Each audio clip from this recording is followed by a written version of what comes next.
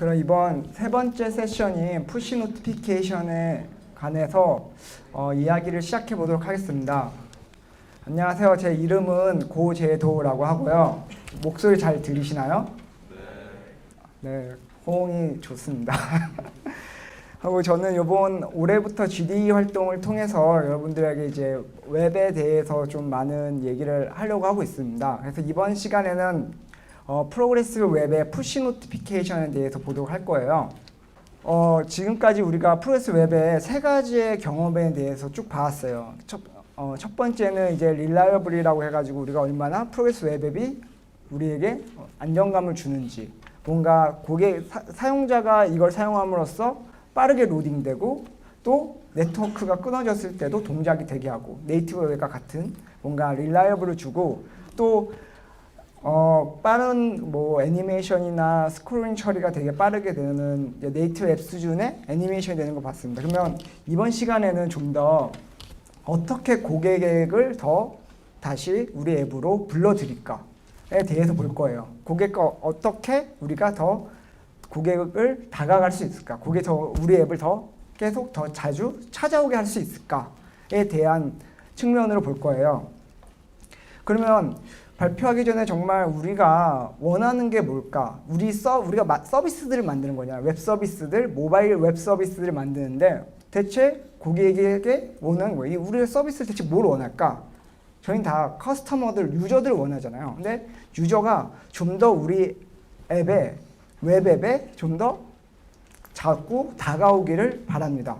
그러면 어떻게 하면 우리 이런 고객들을, 유저들을, 사용자들을 우리 앱으로부터, 우리 웹으로 끌어들일까요? 그거는 프로그레시브 웹에서는 새로운 알림 기능이 그거를 가능하게 된다고 얘기하고 있습니다. 하지만 이 사용자한테 뭔가 우리 앱에 와 하고 계속 알려주는 거잖아요. 근데 얘를 잘못 사용하면 오히려 거부감을 줄 수 있죠. 실제 다양한 예가 있는데 한 가지 예를 볼게요. 이 비욘드 더 렉이라는 모바일로 이제 뭔가 상품을 파는 서비스 회사인데요. 이 비욘드 렉에서 대체로 내부적으로 조사를 하면 52%의 사용자가 모바일 웹페이지를 통해서 상품을 구매한다고 해요.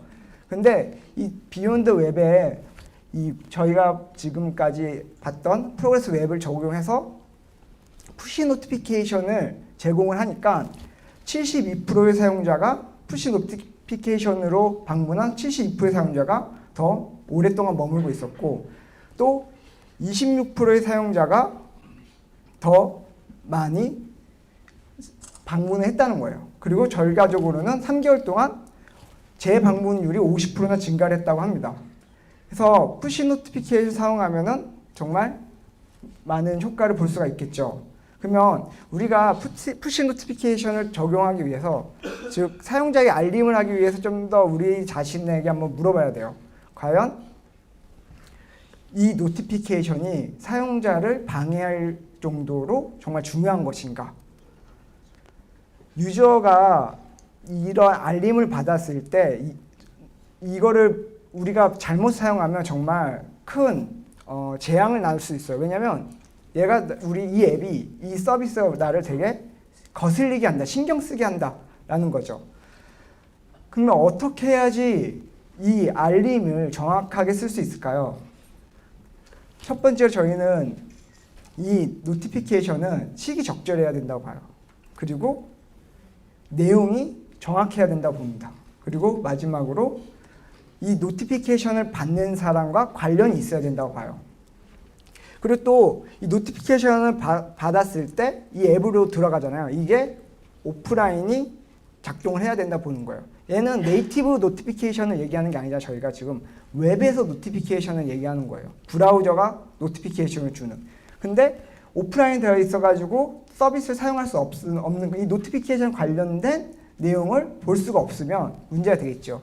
그래서 시기적절해야 되고 정확한 내용을 알려주고 또 이 메시지가 관련이 있어야 돼요, 사용자. 그리고 오프라인을 제공해야지 좀 더 유용한 알림 기능을 제공할 수 있다고 보는 거죠.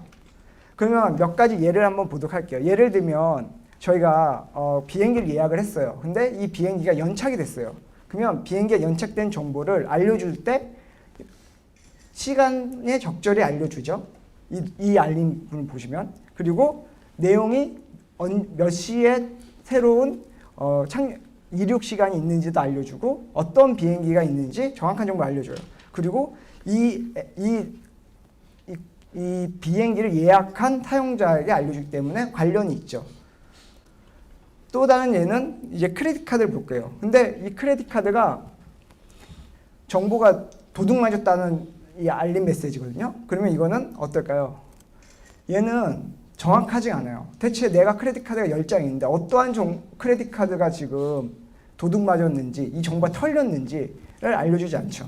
하지만 이 어떠한 내 크레딧 카드가 지금 얼마로 어디에서 사용했는지 정확히 알려줌으로써 이거를 고객한테 더 정확한 정보를 알려주는 거예요. 그리고 구글 메시지가 어떨까요? 맨날 우리가 구글 플러스 사용하시면 이런 구글 메시지가 이렇게 오잖아요. 네, 얘는 뭐 더 이상 말할 필요 없이 다 우리를 귀찮게만 할 뿐이죠. 그러면 이런 메시지는 어떨까요? 그냥 너 새로운 메시지 얻었어. 얘도 그냥 새로운 메시지가 왔다는 것만 알려주지 대체 무슨 메시지인지 대체 나와 어떤 관계가 있는지 알 수가 없어요. 근데 누가 어떻게 그 메시지 내용을 알려줌으로써 좀 더 얘가 좀 정확한 메시지고 또 우리랑 관련된 메시지를 알려주는 거죠. 예를 들면 구글이 셀프 드라이빙 카 서비스를 한다고 해요. 그러면 너의 차가 이렇게 왔어 라고 알려주는 거는 어떨까요? 되게 정확했죠? 다시 보시면 셀프 드라이빙 카가 타임내하게 딱 지금 우리 집 앞에 딱 도착한 거예요. 그리고 얘가 내 자동차 왔다는 거를 알려주고 또 나랑 관련된 정보죠. 내가 차가 왔으니까 가서 타야 되니까. 또 예를 들면 마지막으로 이런 메시지 있다 쳐요. 우리가 앱을 깔면 이런 고마워 앱을 설치해줘서 이것도 우리에게 되게 고객을 귀찮게만 할 뿐이죠.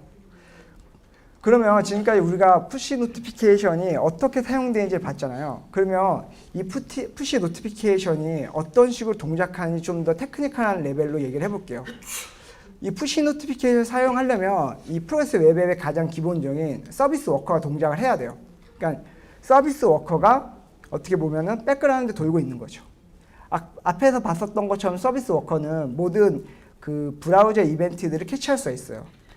그래서 서비스 워커가 동작하면 푸시 노티피케이션은 이렇게 특정 서버로부터 메시지 왔을 때 서비스 워커가 이 메시지의 이벤트를 가로챕니다. 그런 다음에 그걸 가지고 우리한테 푸시 팝업 창을 보여주는 거를 호출하게 되면 푸시 메시지가 이렇게 고객한테 보여주는 거예요. 그러면 좀 더 자세하게 어떠한 흐름으로 푸시 메시지가 보내지는지 보도록 할게요. 처음에 이 브라우저 단에서 우리는 이제 고객이 푸시 메시지를 받는다라고 서브스크라이브 했는지 안 했는지를 체크를 합니다. 만약에 체크를 안 했었으면 고객한테 물어보죠. 푸시 노티피케이션을 받겠냐고. 그런 다음에 고객이 예스를 누르면 유저 서브스크립션 정보를 클라이언트 브라우저 단에서 받아올 수 있어요. 그러면 이 브라우저가 서브스크립션 했던 정보를 저희가 이 브라우저 단에서 갖고 있는 거죠. 그 서브스크립션 정보를 예를 들면 우리 모바일 서비스를 하는 클라이언트에서 받아온 서브스크립션 아이디를 이 모바일 서비스의 서버 쪽으로 보냅니다. 그러면 서버가 이 보낼 대상의 서브스크립션 아이디를 서버에서 저장을 하고 있습니다. 서버에서 저장을 하고 있다가 특정 이벤트가 발생할 때 예를 들면 아까 봤던 것처럼 타임이 딜레이 됐어요. 디퍼처 타임이 딜레이 됐다는 걸 했을 때 그 메시지를 만든 다음에 그 서브스크립션 아이디에 해당하는 엔드포인트로 메시지 전송합니다. 그러면 이 엔드포인트는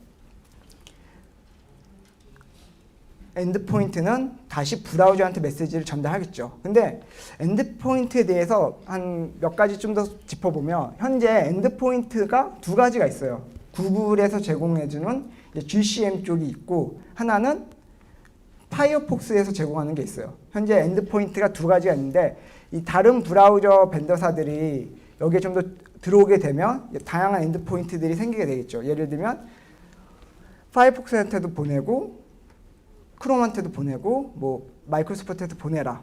이러한 엔드포인트들이 있겠죠. 그렇게 엔드포인트에다가 저희가 전송을 하게 되면 이 엔드포인트가 클라이언트, 즉 브라우저한테 다시 메시지를 보내게 됩니다. 그러면 브라우저가 이제 메시지 받잖아요. 그럼 아까 이전에 봤던 서비스 워커에서 그 온 메시지가 딱 동작하게 돼요. 이벤트가 메시지 왔다. 그러면서 서비스 워커가 시작이 되면서 거기에 메시지 이벤트 핸들러가 동작을 하게 됩니다. 다음으로 이제 노티피케이션 창을 띄우게 되는 거죠. 어떻게 이 흐름이 이해가 돼요? 그러면 이 서비스 워커부터 이제 푸시 노티피케이션까지 이거를 어떻게 우리가 실제 코드상으로 어떻게 설정을 하는지 한번 보도록 할게요.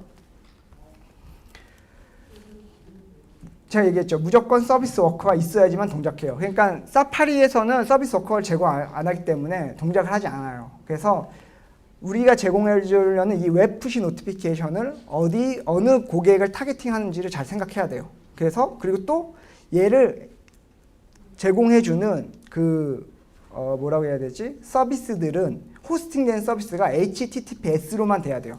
원래 서비스 워커 동작하려면 그렇게 된다. 앞에서 얘기를 들으셨죠? 그래서 서비스 워커 동작하고 HTTPS로 서빙을 했을 때 우리는 개발자가 이제 GCM에다가 구글 클라우드 메시지 서비스를 쓴다고 이제 구글 앱스의 디벨로퍼 콘솔에 가서 등록을 해야 돼요. 그래서 등록을 했을 때 이 GCM의 GCM 샌더 아이디가 나오거든요. 그러면 GCM 샌더 아이디를 아까 앞에서 봤던 것처럼 매니페스트 제이슨에 이렇게 해당 GCM 샌더 아이디를 등록을 하게 됩니다. 그러면 이 앱은 그 GCM 서비스를 쓰는 앱으로 동작하는 거죠. 모바일 웹으로. 그리고 파이어폭스에는 별로 다르게 할 게 없어요. 그냥 이 상태로 가도 셋업에는 문제가 없어요. 그냥 단지 엔드포인트만 다르게끔 쏘시면 되는 거예요. 그럼 이제 클라이언트 사이드에서 어떻게 되는지 볼게요. 이 파란색이 앞에서 봤던 것처럼 클라이언트 사이드에서 해야 될 일들이에요. 그러면 먼저 서비스 워커가 동작하는지 체크를 해야 돼요. 그래서 서비스가 동작하지 않으면 서비스 서브스크립션 인포가 서포트 되지 않다라고 고객한테 알려주는 게 아니라 이렇게 알려주고 메일로 쓰겠다라는 처리를 해줘야 되겠죠. 그 다음에 서비스 워커 동작을 하면 서비스 워커를 제공해주는 환경이라면 크롬 같이 여기다가 서비스 워커를 레지스트합니다. 그러면 서비스 워커가 레지스트된 정보가 오고 여기서 이제 푸시 메시지에 서브스크립션 정보를 갖고 옵니다. 이거는 지금 서브스크립션을 처음 했을 때가 아니라 서브스크립션이 미리 했다 가정했을 때 있는 서브스크립션 정보를 갖고 왔을 때예요. 그러면은 서브스크립션 정보가 없는 처음에는 어떻게 할까요? 똑같이 레지스트레이션을 갖고 오고 이때 푸시 매니저 API에서 서브스크라이브를 한다는 API를 호출하면 이제 고객이 서브스크라이브 한다고 yes를 누르면 이제 그 약속이 고객이 이제 언제 누를지 모르잖아요. 고객이 누르면 이 then 안에 있는 콜백 함수가 동작하게 돼요. 그러면서 그 고객의 브라우저죠. 브라우저가 갖고 있는 그 엔드포인트 아이디를 받아올 수가 있어요. 근데 만약에 고객이 노 할 수 있잖아요. 안 받겠다. 그랬을 때에 대한 콜백 처리도 할 수가 있어요. 그러면 실제 서브스크립션 정보는 어떻게 되어 있냐면 보시는 것처럼 엔드포인트가 이렇게 나와요. 고객이 yes를 누르고 하면 콜백 함수로 떨어지는 그 객체가 엔드포인트가 이렇게 나오는데 여기에는 이 암호화를 위한 메시지 암호화를 위한 키가 같이 떨어집니다. 이게 요번에 만든 크롬 50에서부터 된 건데 예전에는 이 키가 없었어요. 그러니까 여러분들 개발할 때 현재 크롬 버전을 아셔야 돼요. 크롬 버전이 49면 이 키가 없을 거예요. 50이면 최신 버전부터 이제 메시지를 보내는 게 적용됐기 때문에 아마 크롬 버전을 확인하시고 이 키 값이 있는지 없는지 보시면 돼요. 그런 다음에 엔드포인트가 왔으면 이 엔드포인트 이 앞부분이 이제 얘는 크롬이라는 걸 알려줘요. 그러니까 GCM을 사용해서 보낼 수 있다라는 걸 알아줘요. 근데 파이어폭스는 파이어폭스께 나오겠죠.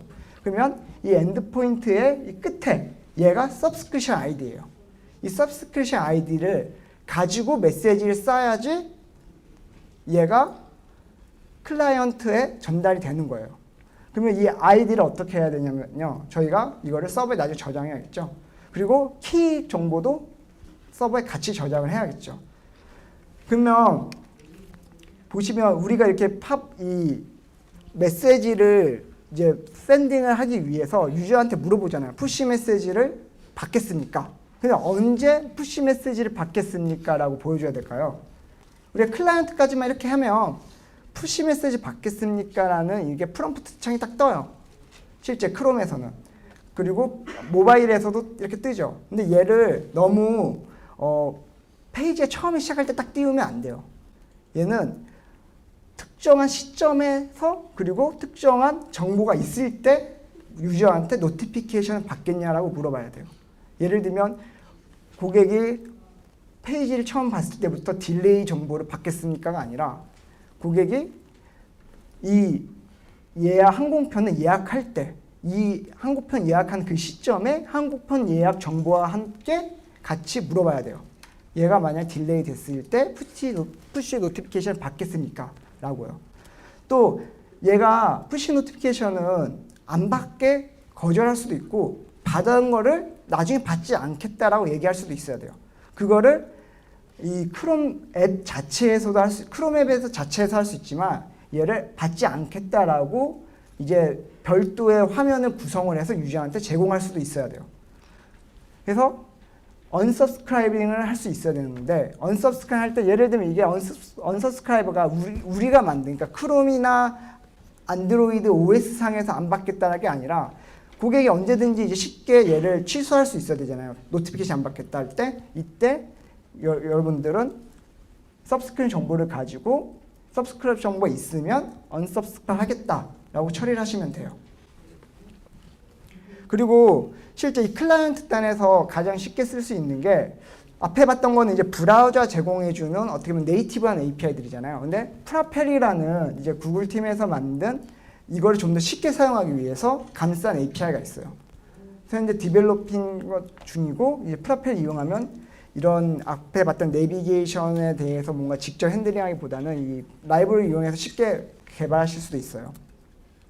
그러면 지금까지 우리가 클라이언트 단에서 메시지를 보내기 위해서 서브스크립션 정보 갖고 오고 그거를 서브스크립션 있을 때 서브스크립션 해지하는 것들 봤잖아요. 그럼 실제 메시지를 어떻게 보내는지 보도록 할게요. 우리가 메시지를 보낼 때는 그 메시지가 내용 자체가 예전에는 49에서는 이 메시지를 서버가 보낼 수가 없었어요. 그래서 이 메시지 내용을 그 클라이언트에 받던가 클라이언트에서 물어봐야 돼요. 이 서브스크립션에 해당하는 메시지 뭐냐라고 한 번 더 요청이 갔었어야 되는데 지금은 이제 50부터는 이 데이터를 암호화 해가지고 이 페이로드가 데이터잖아요. 데이터를 키에 의해서 암호화된 메시지를 보내면 그 키에 의해서 이제 다시 복화시켜서 고객한테 보여주게 되는 거예요. 그 데이터가요. 이 프로젝트는 이제 암호화를 해서 보내는 서버에 대한 샘플 프로젝트거든요. 그래서 Node.js를 만들어진 이 샘플 프로젝트 이용하시면 암호화 해가지고 데이터를 어떻게 보내는지 서버에서 데이터를 보내는 거니까 보셔야 돼요.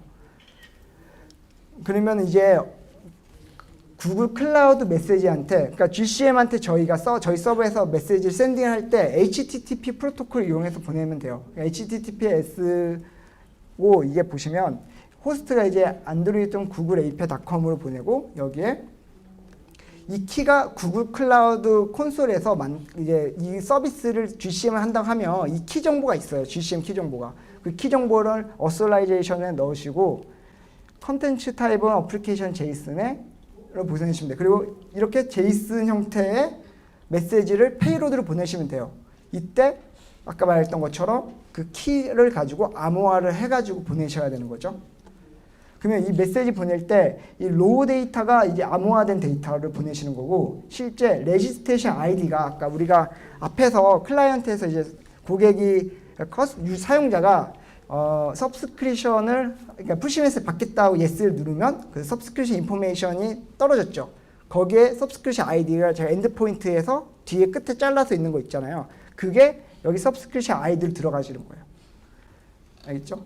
그러면 서브스크립션 아이디를 보내면 얘가 클라이언트를 보내는 거죠.